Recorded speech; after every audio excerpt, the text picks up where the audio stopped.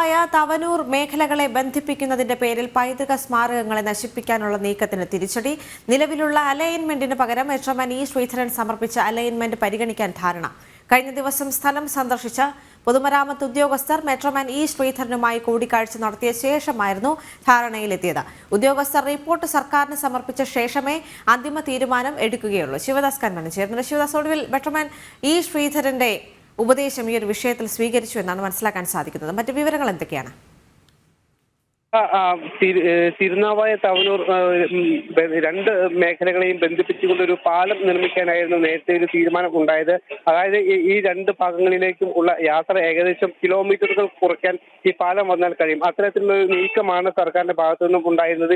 പക്ഷേ ഈ ഭാഗങ്ങളിൽ നിരവധി പൈതൃക സ്മാരകങ്ങൾ ഉണ്ട്. കേളപ്പജി സ്മാരകം അടക്കമുള്ളവ ഈ ഭാഗങ്ങളിലാണ് സ്ഥിതി ചെയ്യുന്നത്. അതോടൊപ്പം തന്നെ തിരുനാവായ നമുക്കറിയാം ബലിതർപ്പണത്തിന് കേരളത്തിന് അറിയപ്പെടുന്ന ഒരു പ്രധാന തീർത്ഥാടന കേന്ദ്രം കൂടിയാണ് തിരുനാവായ.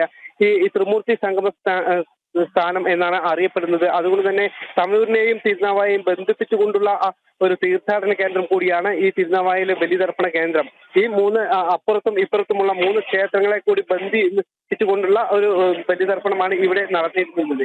വിഷ്ണുവിന്റെയും ബ്രഹ്മാവിന്റെയും ശിവന്റെയും ക്ഷേത്രങ്ങൾ രണ്ട് നദിക്കരയിലും ഉണ്ട്. ഈ രണ്ട് നദിക്കരയെയും ബന്ധിപ്പിച്ചുകൊണ്ടുള്ള ഒരു തീർത്ഥാടന കേന്ദ്രം കൂടിയാണ്. അതോടൊപ്പം തന്നെ ബലിതർപ്പണ കേന്ദ്രം കൂടിയാണ് ഇവിടെ സ്ഥിതി ചെയ്തിരുന്നത്. പക്ഷേ ഇതിനെ ഖണ്ഡിപ്പിച്ചുകൊണ്ട് അല്ലെങ്കിൽ ഇതിനെ ഭേദിപ്പിച്ചുകൊണ്ടുള്ള ഒരു അലൈൻമെന്റ് ആണ് സർക്കാരിന്റെ ഭാഗത്തു നിന്നും ഉണ്ടായിരുന്നത്. അതായത് ഈ ക്ഷേത്രങ്ങൾക്ക് നടുവിലൂടെ വരുന്ന ഒരു പാലം നിർമ്മിക്കാനായിരുന്നു സർക്കാരിന്റെ നേതൃത്വത്തിലുള്ള സംഘത്തിന്റെ ഒരു തീരുമാനം ഉണ്ടായിരുന്നത്. ഇതിനെതിരെ ശക്തമായ പ്രതിഷേധം ഉയർന്നിരുന്നു.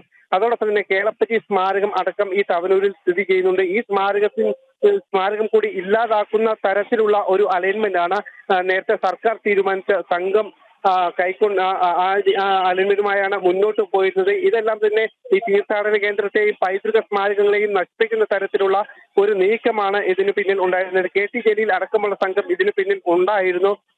പിന്നീടാണ് മെട്രോമാൻ ഇ ശ്രീധരൻ ഈ സ്ഥലം സന്ദർശിക്കുകയും ഇതുമായി ബന്ധപ്പെട്ട് കൃത്യമായ പഠനം നടത്തുകയും ഒരു പുതിയ അലൈൻമെന്റ് അദ്ദേഹം രൂപീകരിക്കുകയും ചെയ്തു. ആ അലൈൻമെന്റ് ഏകദേശം 40 കോടിയോളം രൂപ ഫണ്ട് കുറയ്ക്കുകയും അതോടൊപ്പം തന്നെ ഈ പൈതൃക സ്മാരകങ്ങളെ സംരക്ഷിക്കുന്ന തരത്തിൽ ഉള്ള ഒരു അലൈൻമെന്റ് കൂടിയാണ് മെട്രോമാൻ ഇ ശ്രീധരൻ നൽകിയത്. പക്ഷെ ഇദ്ദേഹം നൽകിയ ഈ ഒരു അലൈൻമെന്റ് അംഗീകരിക്കാൻ നേരത്തെ ഈ സർക്കാർ തയ്യാറായിരുന്നില്ല. പിന്നീട് അദ്ദേഹം കോടതിയിൽ പോവുകയും ഈ സംഭവത്തിൽ സ്റ്റേ വാങ്ങുകയും ചെയ്തു. അതിനുശേഷമാണ് കഴിഞ്ഞ ദിവസം ഇപ്പോൾ പൊതുമരാമത്ത് വകുപ്പ് ഉദ്യോഗസ്ഥർ ഈ സ്ഥലത്ത് എത്തുകയും ഇതിന്റെ ഭാഗമായി ഒരു പഠനം നടത്തുകയും ചെയ്തത്. അതിനുശേഷം മെട്രോമാൻ ഇ ശ്രീധരനുമായി കൂടിക്കാഴ്ച നടത്തി അദ്ദേഹം നൽകിയ അലൈൻമെന്റ് അംഗീകരിക്കാനുള്ള ഒരു ധാരണയിൽ എത്തിയത്. കോടതിയും അക്കാര്യം തന്നെ സൂചിപ്പിച്ചിരുന്നു. മെട്രോമാൻ ഇ ശ്രീധരന്റെ കൂടി അലൈൻമെന്റ് പരിഗണിക്കണം, അദ്ദേഹത്തിന്റെ ആ നിർദ്ദേശങ്ങളും അഭിപ്രായങ്ങളും കൂടി പരിഗണിക്കണം എന്ന് കോടതിയും നേരത്തെ സൂചിപ്പിച്ചിരുന്നു. ഇപ്പോഴും കേസ് കോടതിയിൽ തന്നെ നിലനിൽക്കുകയാണ്. ഇതിനിടയിലാണ് കഴിഞ്ഞ ദിവസം പൊതുമരാമത്ത് ഉദ്യോഗസ്ഥർ ഈ സംഭവ സ്ഥലത്തെത്തുകയും മെട്രോമാനുമായി കൂടിക്കാഴ്ച നടത്തുകയും ചെയ്തത്. ഒടുവിൽ അദ്ദേഹം നൽകിയ അലൈൻമെന്റ് തന്നെ അംഗീകരിക്കാനുള്ള ഒരു ധാരണയിൽ എത്തിയിട്ടുണ്ട്. ഇനി ഇതുമായി ബന്ധപ്പെട്ടുള്ള കൂടുതൽ റിപ്പോർട്ടുകൾ ഇവർ തയ്യാറാക്കി അതിനുശേഷം ഈ മെട്രോമാൻ നൽകിയ അലൈൻമെന്റ് അടക്കം സർക്കാർ സമർപ്പിക്കും. അതിനുശേഷം ഇക്കാര്യത്തിലൊരു അന്തിമ തീരുമാനം ഉണ്ടാകും എന്നാണ് മനസ്സിലാക്കുന്നത്. എന്തായാലും മെട്രോമാൻ ഇ ശ്രീധരൻ നൽകിയ അലൈൻമെന്റ് അംഗീകരിക്കാൻ തന്നെയാണ് തീരുമാനം എന്നാണ് നമുക്ക് അറിയാൻ കഴിയുന്ന വിവരം. ദേവിക. ശരി ശിവദാസ്.